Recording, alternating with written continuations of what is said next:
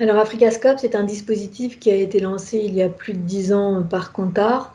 Et ce dispositif s'est progressivement installé dans le paysage audiovisuel africain comme l'étude de référence pour la télévision et la radio sur la zone subsaharienne francophone. Alors de toutes les études médias réalisées aujourd'hui en Afrique subsaharienne, c'est celle qui couvre le plus vaste territoire avec une méthodologie qui est standardisée. 9 métropoles sur 8 pays couverts et aujourd'hui nous avons 2 publications de résultats par an. Donc Africascope, c'est vraiment un dispositif d'envergure, puisque nous réalisons plus de 15 000 interviews par an. Et ces interviews représentent un univers de plus de 20 millions d'individus âgés de 15 ans et plus.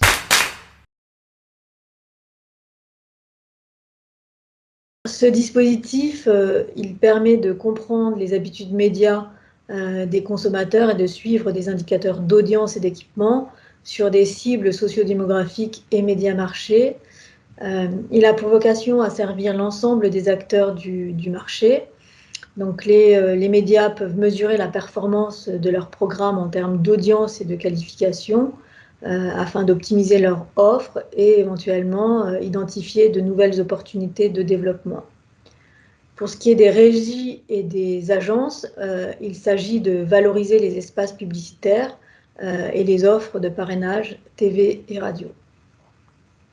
Donc pour les annonceurs, Africascope leur permet d'optimiser leur plan média pour leur communication en identifiant les médias qui sont les plus en affinité avec les cibles visées justement par leur communication.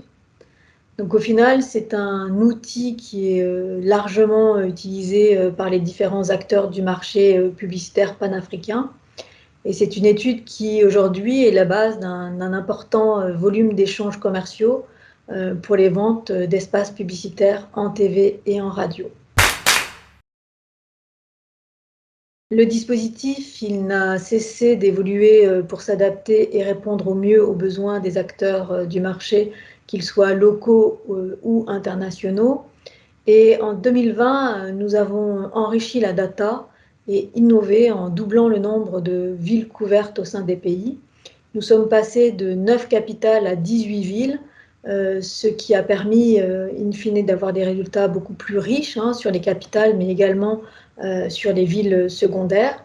Et cet élargissement, ça a été vraiment une opportunité pour aller plus loin, parce que nous avons couplé avec une approche analytique robuste, ce qui nous a permis de modéliser les comportements médias sur l'ensemble de la zone urbaine du périmètre couvert par Africascope.